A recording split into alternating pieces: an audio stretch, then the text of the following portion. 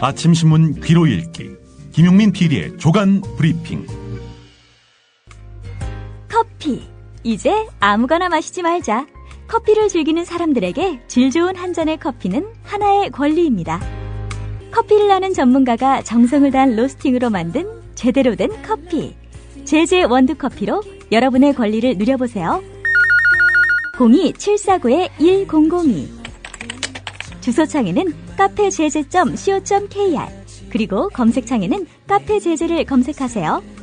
카페제제는 서울 용산구에 위치해 있습니다. 카페제제는 카페가 아닙니다. 커피 전문 인터넷 쇼핑몰입니다. 헷갈리지 마세요.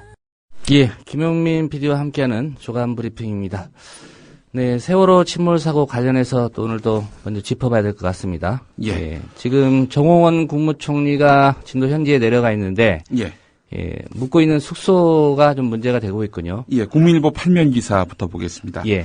평소 같으면은 더 좋은 숙소라도 문제가 될 게 없겠지만 차가운 체육관 바닥에서 밤잠을 설치는 실종자 가족들을 생각하면은 이게 과연 총리가 할 일인가 싶습니다. 진도군이 운영하는 이 펜션은 현재 정부 측 인사들로 꽉 차서 방을 예약하기 힘든 그런 상황인 것으로 알려졌는데요. 예. 이 지역 다른 펜션의 경우 4인용 객실 기준으로 1박당 3만 원에서 5만 원이지만 이 한옥 펜션의 숙박비는 10만 원이어서 진도 안에서는 최고급 숙박시설입니다. 세월호 침몰 사고 실종자 가족들은 정홍원 총리가 휴양지에 있는 한옥 펜션에서 숙식했다는 소식에 대해서 어떤 반응을 보였을까?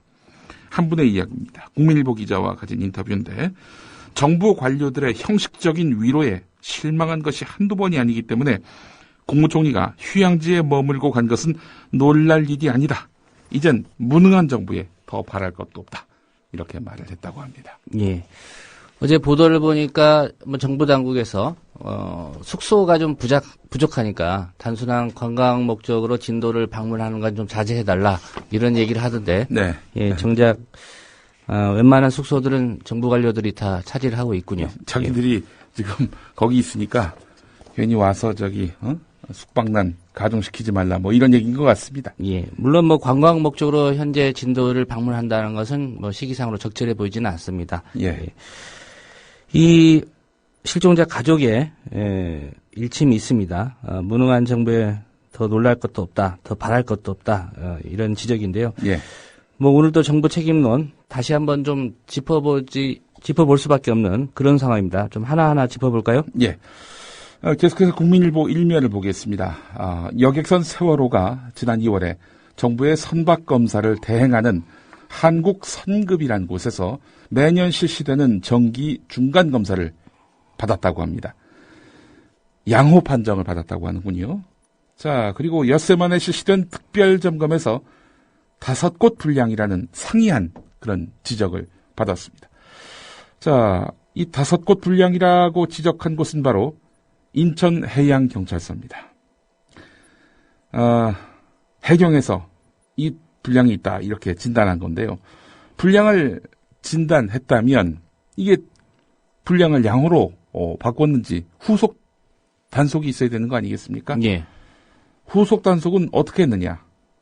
불량을 시정했다는 청해진 해운의 문서 보고를 받았지만은 별도의 재점검을 하지 않았다고 합니다. 그냥 문서로만 받고 가서 제대로 시정됐는지는 확인하지 않았다 이 얘기죠. 이 문서로만 이 고쳤겠거니 이렇게 확인했던 거지요. 예. 자, 민관기관의 안전진단을 무사히 통과한 세월호는 지난 16일 476명의 탑승객을 싣고 운항하다가 갑자기 침몰해서 300여 명의 실종 사망자가 발생했습니다. 안전점검 과정이 수박 겉핥기에 그쳤다는 비판을 면하기 어려워 보입니다. 예. 해경이라고 하면 해양수산부 외청이고요. 또 거듭 설명했지만 이 박근혜 정부 안전을 최우선시하겠다 이렇게 하면서 출범한 정부 아니겠습니까? 근데 결과적으로 안전은 없었습니다. 그렇습니다. 돌아가신 분만 수습하는 게 이 정부가 하는 유일한 일이라고 해도 과언이 아닙니다. 무능하면 말이죠. 착하기라도 하든가. 유족들의 편의는 최소한 봐줘야 하는 거 아니겠습니까? 세월호 실종자 가족들은 시신 확인 과정에서 또 한 번 고통을 겪고 있는 것으로 드러났습니다. 목포중앙병원 장례식장에는 그제 시신 15구가 실려왔는데요. 신원 확인 절차를 거친 뒤 안산, 인천 같은 장례를 치를 곳으로 떠나는 일종의 정거장 역할을 바로 이 목포중앙병원에서 한 셈인데요. 자, 병원 측은 사고 발생 이후에 장례식장을 가족 대기실로 개조했습니다. 이 통상 신원 확인을 위해서는 DNA 검사를 하는데 이게 하루 이상 걸린다고 하는군요. 예. 그래서 가족들은 식음을 전폐한 채 대기실에서 쪽잠을 자면서 결과를 기다리고 있습니다. 시신이 우리 애가 아닐 수도 있다는 희망이 지옥 같은 이 공간에서 그분들을 버틸 수 있게 해주는 유일한 원동력이라고 하는군요. 이처럼 심신이 지친 이들을 더욱 힘들게 하는 것은 미숙한 행정처리였습니다. 가족들이 안전행정부, 교육부, 해경, 경찰 같은 이 사건과 연관된 기관의 공무원들을 이곳에서 만나서 도움을 받기란 매우 어려운 일이었습니다. 가끔 안산시청 파견 직원이 생수를 가져오고 교육청 직원이 학생 명부를 들고 명단을 확인할 뿐 이곳에 상주하면서 가족들에게 시신 확인 절차를 안내하는 공무원은 볼 수 없었다는 겁니다. 예. 이 박근혜 대통령이나 정홍원 총리, 정부가 나름대로 최선 다하고 있다고 말하는데 실상은 이렇다는 거죠. 예. 결국은 그 실종자 가족들, 본인의 가족이, 자녀가 그 병원에 안치됐는지도 불분명한 상태에서 마냥 기다리고 있는 그런 상황이네요. 그렇습니다. 이렇다 보니까 이곳에 온 가족들은 경황이 없는 상태에서 아무나 붙잡고 DNA 검사 절차를 물으며 울부짖었다고 하는군요. 자, 지난 18일엔 이런 일이 있었습니다. 자, 오전 8시에 김모양으로 확인된 시신이 안산으로 이송됐습니다. 그러나 이후에 신원이 번복됐습니다. 그래서 이 안산으로 이송된 시신이 나탄 시점에 목포로 다시 돌아왔습니다. 예. 이 김양의 부모 역시 딸의 사망 소식을 듣고 안산으로 향했다가 목포로 돌아와야 했습니다. 그제서야 이제 그 중앙재난안전대책본부가 목포 중앙기독 한국세한병원 등 거점 병원에서 국립과학수사연구원, 검찰, 경찰, 해경, 병원 등 5기관이 참여하는 정밀 검안을 의무화하고 이 절차가 끝나야만 시신 이송이 가능하도록 했습니다. 처음부터 이런 절차를 도입했다면 유가족이 이중고를 겪을 일은 없었을 것이다. 예. 국민일보 기사는 이렇게 마무리됩니다. 예, 중앙재난안전대책본부, 이 본부 자체가 거의 재난 상태인 것 같습니다. 예, 그렇습니다. 예, 실종자 가족들은 이런 상황이라면 더 애가 탈 수밖에 없을 것 같습니다. 그렇습니다. 사고 당일 함정 78척, 인양 크레인 3척, 헬기 18대, 잠수 요원 178명. 그리고 4월 21일 함정 214척, 항공기 32대, 민관군 합동구조팀 631명 동원. 정부가 세월호 참사 실종자 구조 수색 작업에 투입했다는 장비와 인원 규모입니다. 정부 대책본부는 브리핑할 때마다 이 같은 수치를 말하고 있는데요. 실종자 가족들이 머물고 있는 진도 실내체육관 안에 대형 스크린을 통해서 이렇게 알리고 있습니다. 언뜻 들으면은 상당한 규모의 인원과 장비가 한꺼번에 동원되는 것처럼 보이지요. 하지만 이 숫자는 하루에 총 동원 명령된 것들을 기준으로 하는 겁니다. 한마디로 연인원이고 이렇게 연 장비. 그렇습니다. 이렇게 좀 봐야 되겠죠? 투입 시점이나 시시각각 교대나 복귀, 실질적인 활동 현황 이런 것들은 감안되지 않은 겁니다. 예. 이 실제 사건 당일의 절체절명 순간이었던 오전 9시 반에서 10시 사고 해역에 도착한 구조 인력은 손에 꼽을 정도였습니다. 당시 배에서 탈출한 허웅 씨는 구조 인력 자체가 적었다. 텔레비전에서는 최첨단 구조 작업을 했다고 하지만 호들갑 이렇게 떨었던 것과는 다르게 현장에서 느낄 수 있었던 제대로 된 구조 규모는 아니었다. 이런 말을 했습니다. 예, 오늘이 참사 7일째인데 예. 이렇게 투입하고 나서 그동안 뭘 했느냐. 예. 이게 중요하지 않겠습니까? 그렇습니다. 예. 실종자 가족들이 청와대로 행진하겠다. 이렇게 나선 것도 정부의 이런 무능함 때문 아니겠습니까? 그렇습니다. 실종자 가족들은 지난 금요일에 낸 호소문에서 사고 이틀 후 현장을 방문했습니다. 인원은 200명도 안 됐고 헬기는 단 2대, 배는 군함 2척, 경비정 2척, 특수보트 6대, 민간 구조대원 8명이 구조 작업을 했습니다. 대한민국 재난본부에서는 인원 투입 555명, 헬기 121대, 배 169척으로 우리 아이들을 구출하고 있다고 했는데 거짓말이었습니다. 이렇게 울분을 토했습니다. 실종자 이모 씨의 직장 상사인 조재철 씨는 사고 당일 밤에 민간 낚싯배를 타고 사고 해역에 갔더니 당국이 말하던 대대적인 구조 작업은 없었고 오일 펜스 설치하러 세월호 뱃머리에 다가가는 고속정만 눈에 띄었다. 그 뒤로 정부 발표는 믿지 않고 있다. 이렇게 말했다고 합니다. 이런 눈속임, 기만, 사술 왜 이러겠습니까? 자기들 책임 면하려는 거 아니겠습니까? 정부가 한 게 없습니다. 예. 결국 구조적인 문제점으로 보여지고요. 결국 중앙재난안전대책본부 여기가 문제 아니겠습니까? 예, 그렇습니다. 안전문외한이다. 한국일보는 이런 표현을 썼습니다. 8면에 관련 기사가 있는데요. 안전문외한인 중앙재난안전대책본부 국민에게 상처 준 거 말고는 한 게 없다. 이런 제목을 달았습니다. 예. 자, 안전행정부는 사고 첫날부터 재난 전문가가 아닌 행정관료 중심으로 중앙재난안전대책본부를 꾸렸습니다. 본부장 강병규 안전행정부 장관은 물론이고 차장인 이경옥 2차관도 안전관리 업무 경험이 없습니다. 총괄 조정관인 이재율 안전관리본부장 역시 경기도 경제부지사를 지낸 행정전문가입니다. 이 때문에 재난관리 전문가들 사이에서는 현장에서 올라오는 구조 현황을 대통령에게 신속하게 브리핑하기 위해서 관료 중심으로 중대본을 꾸린 거 아니냐라는 지적이 나왔습니다. 이렇게 자기들이 만든 겁니다. 안전행정부가 소방방재청 주요 재난방재 인력들 배제하고 이 관료들이 다 차지한 거는요. 대통령에게 직접 보고할 수 있는 기회를 독점하기 위한 것이다. 이런 한 전문가의 말을 중앙일보가 지난 토요일자에 실은 바 있었죠. 예. 자, 이런 안이한 중앙재난안전대책본부는 그동안 구조자 숫자를 6명이나 정정하는 등 기본적인 업무에서조차 우왕좌왕하는 모습을 보였고 결국 재난총괄 업무에서 배제됐습니다. 중앙재난안전대책본부의 가장 큰 문제는 역할을 제대로 파악하지 못했다는 점입니다.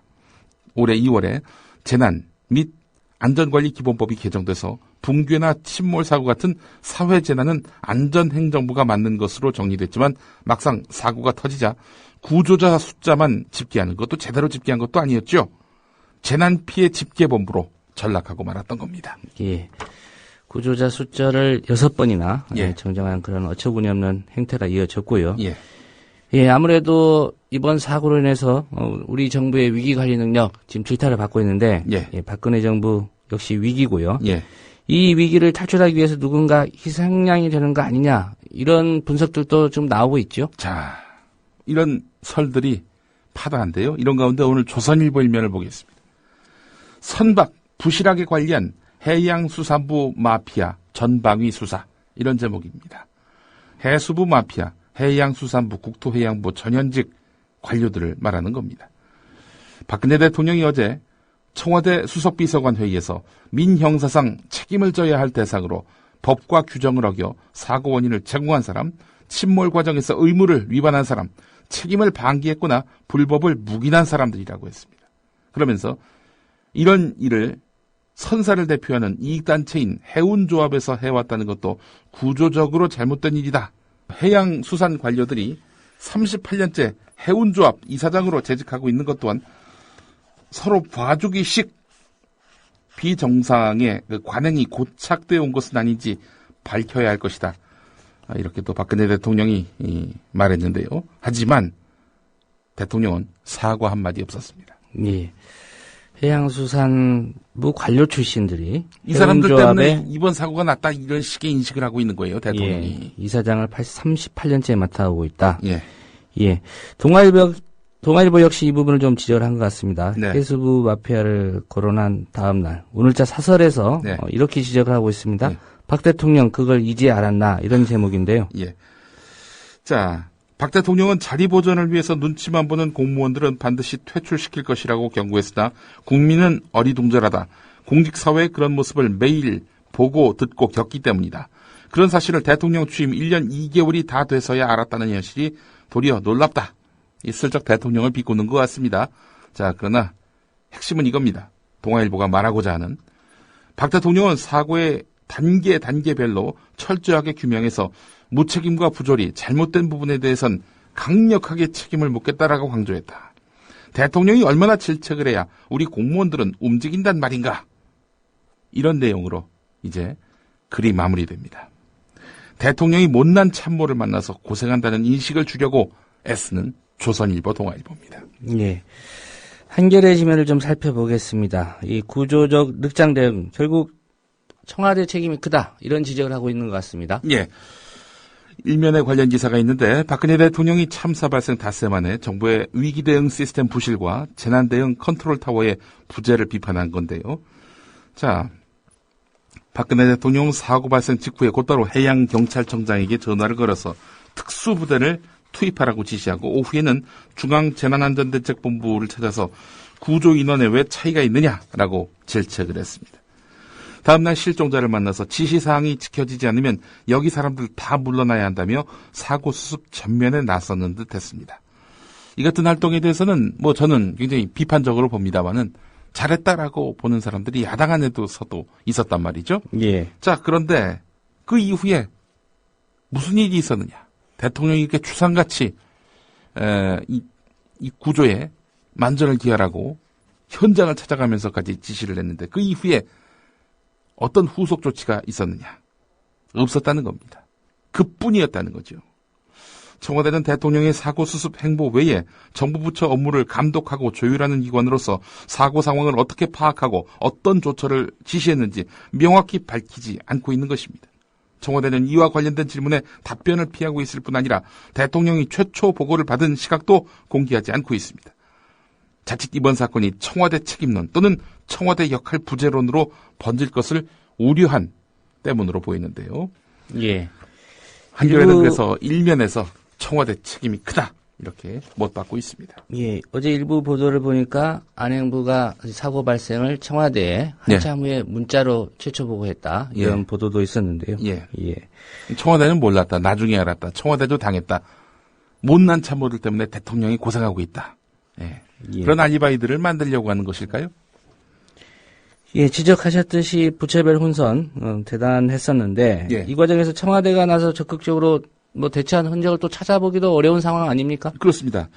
위기관리센터에 대해서도 청와대는 정보를 가장 빨리 받아 이를 대통령과 각 수석실로 전파하는 곳일 뿐 컨트롤 타워 기능을 하는 것은 아니다 라면서 또한 청와대가 이 역할을 하는 것은 아니다라고 선을 그었습니다. 실제 현재 청와대 위기관리센터의 재난 관련 인력은 안전행정부에서 파견 나온 행정관 1명뿐입니다. 결국 청와대 위기관리센터는 명칭만 위기관리센터일 뿐 국방, 안보 관련 사항 외에 재난과 관련된 신속한 지시를 내릴 전문 인력이 없습니다. 그래서 재난 상황에서는 별다른 역할도 없는 대통령 1인을 위한 보고센터의 성격이 더 짙습니다. 예. 박근혜 대통령 혼자 모든 것을 챙기는 이른바 만기칠남의 리더십 역시 한계가 온 게 아닌가 이런 생각이 드는데요. 예. 조정 능력보다는 하나하나 깨알같이 챙기는 예. 어제 수석 비서관 회의에서도 무려 18가지로 예. 분류를 해서 예. 대통령의 지시사항을 이행하겠다고 챙기고 있다는데 네. 예. 이게 과연 적절한 리더십인가 좀 의문이 생기지 않을 수 없습니다. 아니 사실 같은 해양수산부 지붕 아래에 있는 해양수산부 본청과 외청이라 할 수 있는 해경 사이에서도 이야기가 서로 다른데 이 부처 간에 또 입장도 다르고요. 이 조정하라고 청와대가 있는 거 아닙니까? 그런 조정은 안 하고 뭔가 시시콜콜한 부분에 간섭이나 하고 말이죠. 이 대통령이 제 역할을 못하고 있다. 그런 말도 나오더라고요. 대통령이 할 역할을 안 하고 영부인이 할 역할을 하고 있다. 대통령이 말이죠. 한겨레 지적도 그러합니다. 박근혜 대통령 특유의 이른바 깨알 지시는 큰 틀의 사고 수습과 시스템을 고민해야 할 청와대의 역할과 동떨어진 것이란 지적이 나온다. 지난 정부 재난 관리를 담당했던 한 인사는 예를 들어서 사고 발생 직후 생명 구조의 가장 중요한 초기 골든타임에서는 구조 작업의 우선순위를 찾아야 한다. 그런데 박근혜 대통령이 사고 발생 직후 특공대를 투입하라고 했다. 그러면 구조 현장의 모든 게 거기에 맞춰지기 마련이다. 당시 해경은 사고 지점을 뱅뱅 돌면서 특공대 투입 방법을 최우선적으로 찾기 위해 고민했을 수 있다. 구조해야 할 시간에 어떻게 대통령 각하가 특공대 투입하라고 했으니 이거 어떻게 투입시킬 것인가 이 고민하다가 골든타임 다 놓쳤을 수도 있다라는 지적입니다. 현장 상황을 정확하게 파악하지 못한 상태에서 대통령이 즉흥적이거나 인상비평 수준으로 지나치게 세밀한 부분에까지 지시를 내리면 오히려 상황을 더 큰 혼란으로 빠져들 수 있게 한다. 이런 지적입니다. 예. 이 청와대 위기 대응 시스템 참여정부 때와 비교하는 그런 얘기들도 있는 것 같습니다. 예. 참여정부 시절 NSC, 국가안전보장회의죠. 이 NSC 산하에 국가위기관리센터를 설치해서 청와대가 직접 대형 재난을 국가안보 차원에서 관리했던 것과는 상당히 다른 방식으로 변모되어 있습니다. 이명박 정부 들어서 국가안전보장회의 사무처가 폐지되면서 위기관리센터도 행정관급 위기정보상황팀으로 축소됐고 통일외교 군사 같은 안보 분야 기능만 청와대에 남겨뒀습니다. 이후에 박근혜 정부 들어서도 청와대 위기관리센터는 외교안보 분야 대응을 위주로 하고 비군사적 위기는 안전행정부가 맡는 시스템이 유지되고 있습니다. 이전 정부에서 고위직을 맡았던 한 이사는 청와대가 모든 일에 컨트롤타워 기능을 수행해야 되는 것은 아니지만 정부가 혼선을 빚고 있을 때 청와대가 나서서 교통정리를 해야 하는데 이번 일의 경우 사실상 뒤로 물러나서 질책만 하는 것은 청와대가 일 처리에 자신이 없거나 책임을 지지 않으려 한 행태로 보인다. 이렇게 비판했습니다. 예. 이 정권이 바뀔 때마다 정부 조직법이 개정이 되고요. 또 청와대 조직이 개편되는 거 보면 이 나라가 이게 대한민국이라는 체제로 지속돼야 되는데 네. 한 정권의 나라로 5년마다 바뀌는 것 같은 느낌이 드는데 글쎄 말입니다. 이번 시스템의 구멍 네. 뭐 그런 연장선상에 있다고 좀 봐야 될 것 같습니다. 그렇습니다. 지난 김대중 노무현 정부가 반드시 옳았다 이런 얘기는 아니죠. 하지만 쓸만한 시스템을 그 정부가 잘못됐기 때문에 다 부정해야 한다라는 식의 이런 사고방식을 갖고 있었던 이명박 박근혜 정부 책임을 안 물을 수가 없는 겁니다. 오늘 한국일보 이영석 논설위원회 잃어버린 10년의 허구와 비극이란 제목의 칼럼이 눈길을 끕니다. 예. 이명박 정부 인수위는 NSC 사무처를 폐지하고 NSC를 비상설 조직으로 바꿨다. 다만 종합상황실과 위기관리센터는 소속 인원의 대폭 축소 그리고 직급의 하향 조정에다가 6개월 후에 존속 여부를 다시 판단한다는 꼬리표를 달고 살아남았다. 이 와중에 노무현 정부 내내 만들어졌던 방대한 위기관리 매뉴얼은 어디로 갔는지도 모르게 됐다. 이명박 정부가 anything but law, 노무현이 아니면 뭐든 좋다는 이런 노선만 취하지 않았다면 정부의 위기관리 대응이 좀 더 탄탄해질 수 있었을 것이라는 아쉬움이 드는 대목이다. 만약 그랬다면 세월호 비극이 일어나지 않을 수도 있고 지금보다는 훨씬 신속하고 체계적인 대응으로 많은 인명을 구했을 것이라는 부질없는 가정도 해본다. 잃어버린 10년에 도취됐던 이명박 정부와 달리 박근혜 정부는 무조건 단절만 하지 말고 과거에서도 지혜를 얻었으면 한다. 세월호 비극이 가르쳐주는 교훈이다. 예. 이런 칼럼이었습니다. 이런 와중에서 정부 지금 제 역할도 못하고 있는데 실종자 가족들을 두 번 절망하게 하는 그런 행태를 좀 보이고 있죠. 예, 어제 이 시간에 잘 짚지 못했는데요. 경향신문 사설의 한 부분을 인용하겠습니다. 오늘자입니다. 엊그제 경찰은 청와대로 가겠다는 실종자 가족들을 막아서고 동영상 카메라를 동원해서 체증까지 했다. 실종자 가족들의 움직임을 잠재적인 범죄 행위로 간주한 이런 행태는 그 자체로 위법이다. 경찰관 직무집행법에는 범죄 행위가 목전에 행해지고 있다고 인정되거나 인명, 신체에 위해를 미칠 우려가 있을 때 그 행위를 제지할 수 있다는 규정은 있지만 어디 이 경우인가? 시간적, 장소적으로 근접하지 않은 다른 지역에서 집회 참가자를 차단하는 것은 위법이라는 대법원 판례도 있는데 청와대에서 무려 384km나 떨어진 진도대교에서부터 실종자 가족들의 피 맺힌 절규를 물리력으로 뭉개버린 경찰의 오만방자함이 놀랍기만 하다. 경찰은 또 실종자 가족들이 머물고 있는 체육관 안에도 사복경찰을 배치해 동태를 감시하다가 들통이 나서 거센 비난을 받았다.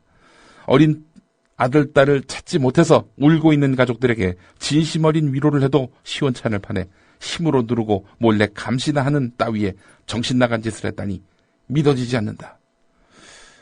예, 사실 이 정부의 유일한 능력은 정권 안보 아니겠습니까? 놀랄 일이 아닙니다. 예, 국가기관이 나서서 댓글 달고 예. 그러지 말고 그런 조직, 예. 그런 조직 꾸릴 예산이 있으면 예. 이 재난대책에 예산을 투입했어야 옳았다고 봅니다. 예. 새누리당도 지금 초비상이죠? 예, 그렇습니다. 경향신문 기사를 보겠습니다. 새누리당이 초비상 상태에 빠졌다. 세월호 침몰 엿새째인 어제 정부의 무능에 대한 국민들의 분노가 걷잡을 수 없이 폭발하며 비판 여론이 갈수록 커지자 긴장하는 분위기다. 여기에 폭탄주 술판, 좌파 색깔론 발언, 황제라면, 기념사진 논란 등 국민 정서를 자극하는 정부 여당 인사들의 돌출 행동까지 이어지면서 지도부는 파문 진화에 부심하고 있다. 국가정보원의 간첩 사건 증거 조작, 대선 공약 파기 등을 견뎌왔지만 이번 일로 민심이 폭발하는 것 아니냐는 우려도 나왔다. 수도권의 한 의원은 그간 정부를 향한 불신, 여권을 향한 불신은 일부 있었지만 이번 일은 정말 점점점이라고 말을 흐렸다.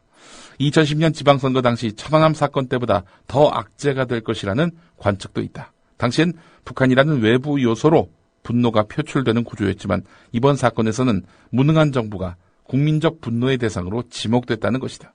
당내에서는 6.4 지방선거에 미칠 악영향을 걱정하면서 끙끙 앓고 있다. 한 광역단체장 후보 측은 이래서 지방선거 본선을 어떻게 치르겠느냐라고 말했다. 예, 자나깨나 선거 걱정인 새누리당입니다. 예. 그 걱정의 한 절반 정도, 아니 딱 10%만이라도 국민의 안전에 관심을 갖는 여당이라면 나라가 이 꼴이 되지는 않았을 겁니다. 예, 선거 걱정 때문이었을까요?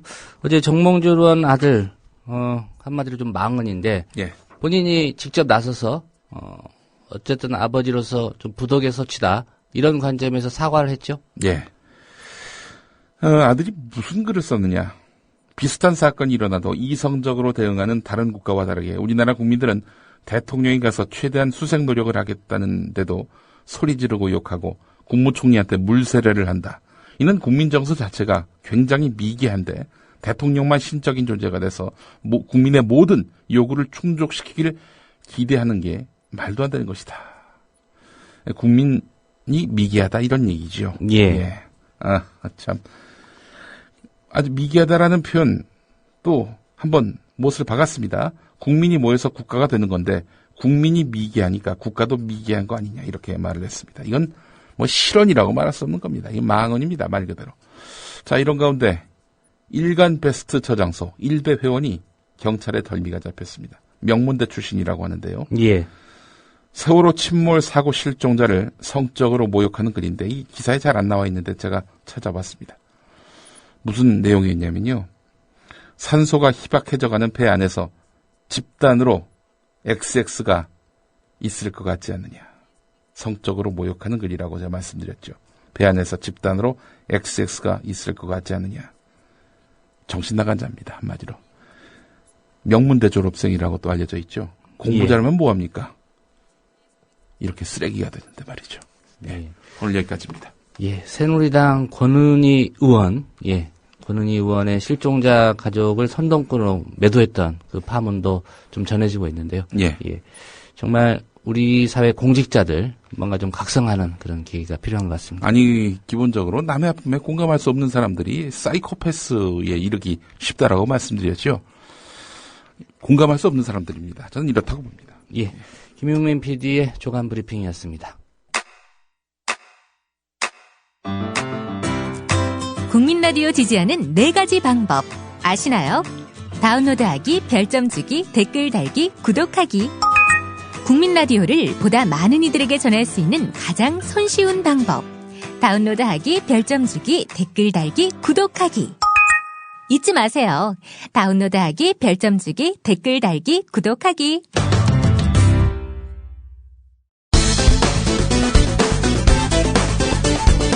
정몽준의 사과. 첫 번째, 2011년 반말. 정몽준 의원은 내년 4월 치러지는 국회의원 선거의 선거운동 기간과 겹치는 3월에 핵 안보 정상회의 일정을 잡은 것은 잘못이라고 질타했습니다. 그게 상식에 맞는 얘기야, 그게? 국내 정치와 저는 연계시키지 않는다는 생각을 가지고 했기 때문에 그런 결정을 한 것입니다. 그 무슨 궤변이야, 그건 또. 여당인 정 의원은 장관을 계속 몰아붙였고 급기야 장관이 지금 대학교 졸업하고 외교부에 계신 지 오래됐는데 네네. 초등학생이라도 이건 상식이 안 맞는 짓 아니겠어요. 오후에 세 차례나 사과하는 해프닝을 겪었습니다. 정몽준의 반말은 이게 처음이 아니었는데 2006년 국회 상임위 회의 때 우리 위원분들은 별 특별한 의견이 없었는데 그냥 외교부의 의견이 일방적으로 지금 반영돼서 이게 변경된 것 같은데 그게 사실이? 아니, 그런 건 아닙니다. 사실 아니야. 지금 모른다고 그러는데 왜 자꾸 딴소리해? 아닙니다. 저 위원장님께서 외교 너한테 물어봤냐 내가 지금? 너한테 물어봤냐 내가 지금? 정몽준의 사과 두 번째 2008년 성희롱 정 후보는 오늘 오전 보도자료를 통해 그런 질문은 안 했으면 좋겠다며 어깨를 툭 치려다가 얼굴에 닿은 것일 뿐 어떻게 자신의 아내까지 함께 있는 자리에서 성희롱을 했겠느냐고 해명했습니다. 아니, 성희롱당에 법적 주장을 하고 있는데요. 어떻게 생각하십니까? 다른 지역 오셨는데? 몰라. 정 후보는 결국 해당 언론사를 찾아가 사과했습니다. 본인은 아니었으나 김 기자의 마음에 상처를 준 것에 대해 진심으로 사과했고 김 기자도 저희 사과를 받아들였습니다. 한나라당 정몽준 후보는 MBC 여기자 성희롱 논란과 관련해 비록 본의는 아니었지만 당사자의 마음에 상처를 준 것에 대해 진심으로 사과한다고 말했습니다. 정몽준의 사과 세 번째 그건 어제 세월호 침몰 사고에 희생자 유가족과 실종자 가족 여러분 그리고 국민 여러분께 머리 숙여 깊이 사죄드립니다.